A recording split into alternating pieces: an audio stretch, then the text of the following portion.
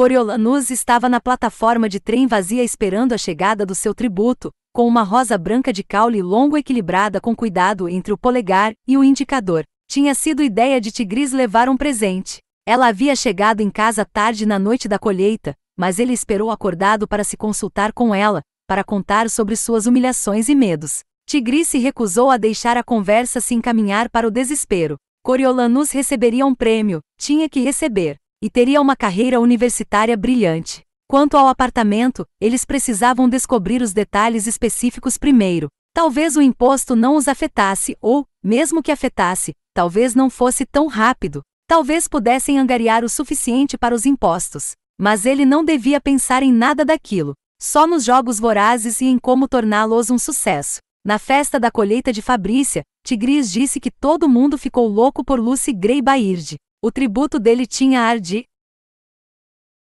estrela, os amigos dela declararam enquanto tomavam posca.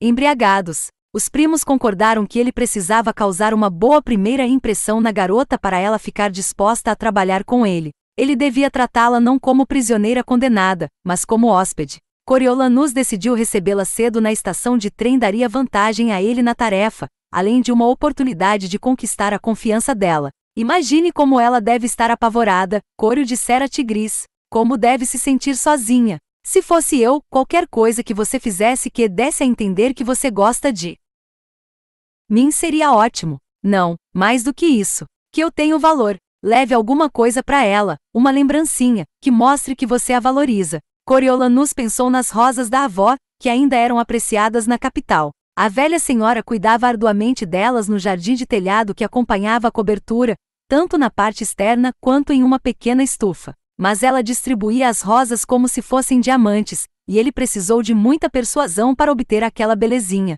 Eu preciso me conectar com ela. Como você sempre diz, suas rosas abrem qualquer porta. O fato de sua avó permitir foi testemunho do quanto ela estava preocupada com a situação deles. 2 dias tinham se passado desde a colheita. A cidade continuava sofrendo com o calor opressivo, e apesar de ter acabado de amanhecer, a estação de trem começava a ferver. Coriolanus se sentiu exposto demais na plataforma ampla e deserta, mas não podia correr o risco de perder o trem. A única informação que conseguiu tirar do vizinho do andar de baixo, Remus Dolittle, um idealizador dos jogos em treinamento, era que chegaria na quarta-feira. Remus tinha se formado na universidade havia pouco tempo, e sua família pedirá todos os favores que podia para conseguir aquele cargo para ele, que pagava o suficiente e oferecia uma boa oportunidade de futuro. Coriolanus poderia ter tentado conseguir a informação pela academia, mas não sabia se esperar o trem seria algo visto como ruim. Não havia regras propriamente, mas ele achava que a maioria dos colegas esperaria para conhecer os tributos em uma sessão supervisionada pela academia no dia seguinte. 1 hora se passou, 2, e nenhum tipo de trem apareceu. O sol entrava pelas vidraças do teto da estação. O suor escorria pelas suas costas, e a rosa, tão majestosa de manhã, começou a se curvar de resignação. Ele se perguntou se a ideia tinha sido ruim, e se ele não receberia nenhum tipo de agradecimento por recebê-la assim. Uma outra garota, uma típica, ficaria impressionada, mas não havia nada de típico em Lucy Gray Baird. Na verdade, havia algo de intimidador numa garota capaz de fazer uma apresentação tão ousada logo depois de uma agressão do prefeito. E isso logo após jogar uma cobra venenosa dentro do vestido de outra garota. Claro que ele não sabia se era venenosa, mas era isso o que se pensava automaticamente, não? A garota era apavorante, na verdade. E ali estava ele, de uniforme, segurando uma rosa como um estudante apaixonado, esperando que ela, o quê? Gostasse dele? Confiasse nele? Não o matasse à primeira vista? A cooperação dela era imperativa. No dia anterior, Satiria fizera uma reunião de mentoria em que a primeira tarefa deles foi detalhada. Antigamente, os tributos iam diretamente para a arena, na manhã seguinte ao dia em que chegavam à capital, mas o tempo tinha sido estendido agora que os alunos da academia estavam envolvidos. Fora decidido que cada mentor entrevistaria seu tributo, e teria 5 minutos para apresentá-los a Panem em um programa de televisão ao vivo. Se as pessoas tivessem alguém por quem torcer, talvez acabassem se interessando por assistir aos jogos vorazes. Se tudo corresse bem, Seria uma programação de horário nobre, os mentores talvez fossem até convidados para comentar sobre seus tributos durante os jogos. Coriolanus prometeu a si mesmo que seus 5 minutos seriam o destaque da noite. Mais 1 hora se passou e ele estava pronto para desistir quando um apito de trem soou no túnel. Nos primeiros meses da guerra, o apito sinalizava a chegada do seu pai do campo de batalha. Seu pai achava que, como magnata das munições, o serviço militar incrementava sua legitimidade no negócio da família. Com uma cabeça excelente para a estratégia, nervos de aço e uma presença dominante, ele subiu rápido de patente. Para exibir publicamente seu compromisso com a causa da capital, a família Snow inteira ia para a estação Coriolanus de terno de veludo, para esperar a volta do homem grandioso. Até o dia em que o trem só trouxe a notícia de que uma bala rebelde tinha encontrado o alvo. Era difícil encontrar na capital um local que não fosse ligado a uma lembrança terrível, mas aquela era particularmente ruim. Ele não podia dizer que sentia um grande amor pelo homem distante e severo, mas certamente se sentia protegido por ele. Sua morte era associada a um medo e uma vulnerabilidade que Coriolanus nunca conseguiu afastar. O apito soou quando o trem entrou na estação e parou. Era um trem curto, só locomotiva e 2 vagões. Coriolanus procurou um vislumbre de seu tributo nas janelas, mas percebeu que os vagões não tinham nenhuma. Tinham sido feitos para levar carga, e não passageiros. Correntes pesadas de metal seladas por cadeados antiquados mantinham a mercadoria contida. Trem errado, pensou ele. Melhor ir para casa. Mas um grito distintamente humano soou em um dos vagões de carga, e ele ficou no lugar. Ele esperava uma correria de pacificadores, mas o trem ficou parado, e foi ignorado por 20 minutos até que alguns seguiram até os trilhos. Um trocou palavras com um condutor escondido, e um chaveiro foi jogado pela janela. O pacificador não se apressou para andar até o primeiro vagão, e foi virando as chaves até selecionar uma, enfiá-la no cadeado e girar o cadeado e as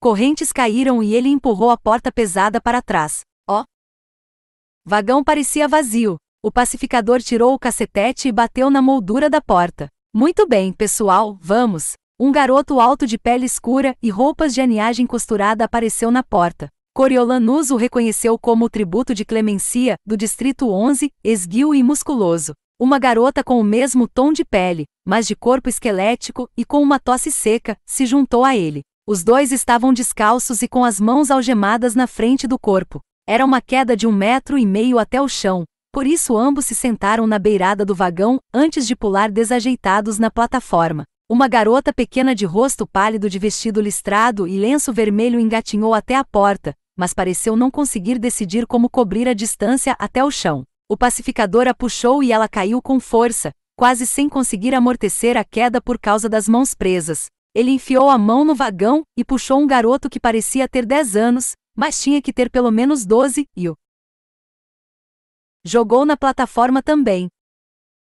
Àquela altura, o cheiro azedo e forte de bosta do vagão tinha chegado a Coriolanus. Estavam transportando os tributos em vagões de gado que nem estavam muito limpos. Ele se perguntou se eles tinham sido alimentados e se puderam sair para tomar ar fresco, ou se simplesmente os trancaram lá dentro depois da colheita. Do jeito como se acostumara a ver os tributos na tela, ele não tinha se preparado adequadamente para aquele encontro em carne e osso, e uma onda de pena e repulsa tomou conta dele. Eram mesmo criaturas de outro mundo. Um mundo desesperado e brutal. O pacificador foi para o segundo vagão e soltou as correntes. A porta deslizou e revelou Jessup, o tributo masculino do Distrito 12, com os olhos apertados por causa da estação iluminada. Coriolanus sentiu um tremor percorrer o corpo e se impertigou de expectativa. Certamente ela estaria com ele. Jessup pulou com rigidez no chão e se virou para o trem. Lucy Gray Baird apareceu na luz, as mãos algemadas cobrindo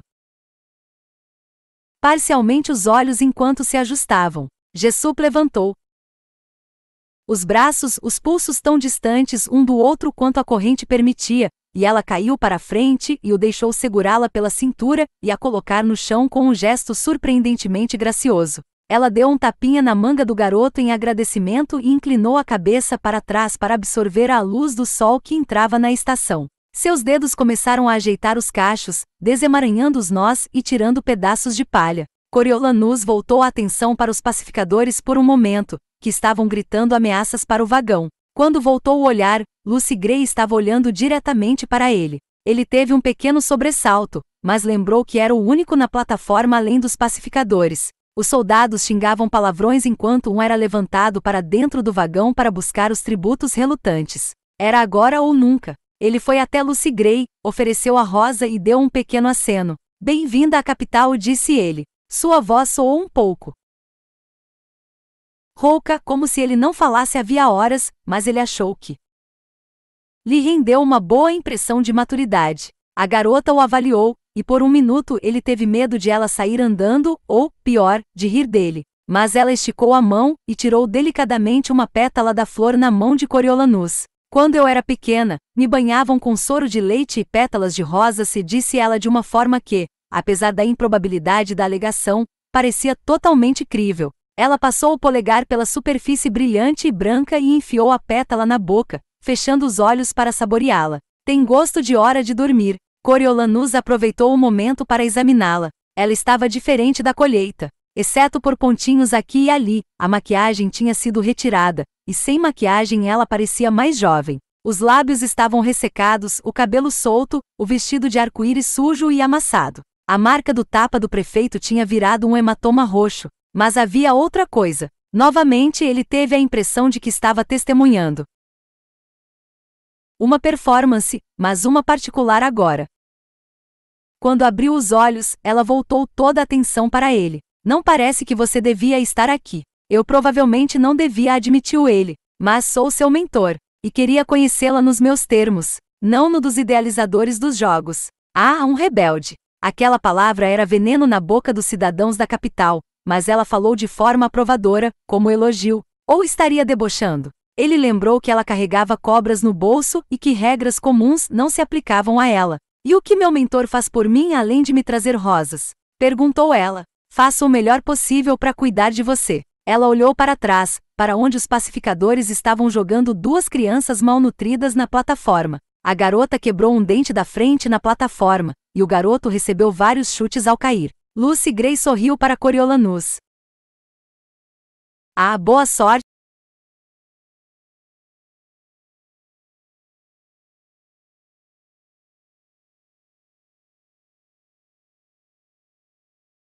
Ah, boa sorte, gato, disse ela, e andou até Jessup, deixando-o com a rosa para trás. Enquanto os pacificadores levavam os tributos pela estação até a entrada, Coriolanus foi sentindo sua chance escapar. Não tinha conquistado a confiança dela, não tinha feito nada além de talvez a divertir por um momento. Claramente ela achava que ele era inútil, e talvez estivesse certa, mas com tudo que estava em jogo, ele tinha que tentar. Ele correu pela estação e alcançou o grupo de tributos perto da porta. Com licença, disse para o pacificador no comando. Sou Coriolanus Snow, da academia. Ele inclinou a cabeça na direção de Lucy Gray. Esse tributo foi designado a mim nos Jogos Vorazes. Eu gostaria de saber se posso acompanhá-la até seus aposentos. Foi por isso que você passou a manhã toda aqui. Para pegar uma carona até o programa? Perguntou o pacificador. Ele fedia a álcool e seus olhos estavam vermelhos. Ora, por favor, senhor Snow, junte-se ao grupo.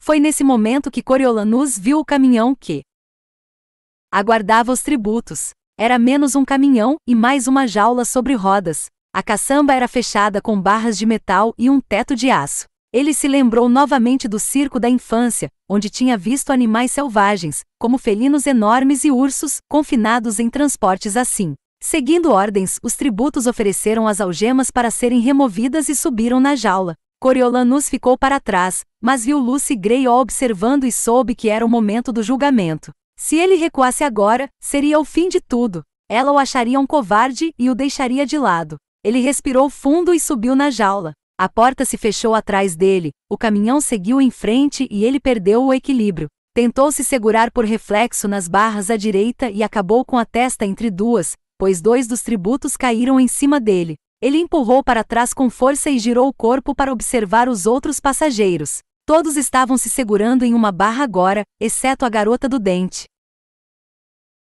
quebrado, que se agarrava à perna do garoto do distrito dela.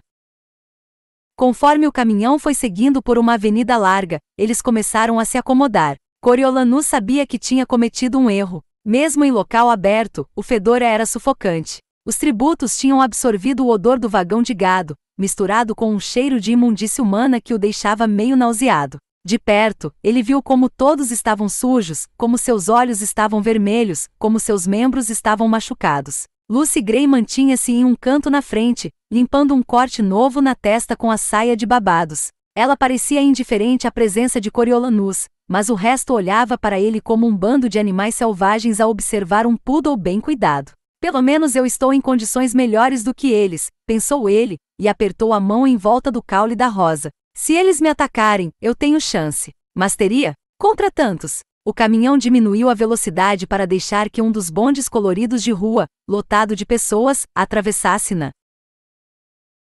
frente. Apesar de estar atrás, Coriolanus se encolheu para evitar que fosse visto. O bonde passou, o caminhão seguiu em frente e ele ousou impertigar o corpo. Estavam rindo dele, os tributos, ou pelo menos alguns estavam sorrindo pelo seu desconforto óbvio. Qual é o problema, bonitão? Pegou a jaula errada? Disse o garoto do Distrito 11, que não estava rindo. O ódio não disfarçado abalou Coriolanus, mas ele tentou não parecer impressionado. Não, essa é exatamente a jaula que eu estava esperando. As mãos do garoto subiram rápido, envolveram o pescoço de Coriolanus com os dedos longos e cheios de cicatrizes e o empurraram para trás. Seus antebraços prenderam Coriolanus contra as grades. Sobrepujado, Coriolanus recorreu ao único golpe que nunca tinha falhado nas brigas de pátio de escola e levantou o joelho com força na virilha do oponente. O garoto do distrito ofegou e se curvou, soltando-o. Ele pode te matar, sabe? A garota do Distrito 11 tossiu na cara de Coriolanus. Ele matou um pacificador no 11. Nunca descobriram quem foi.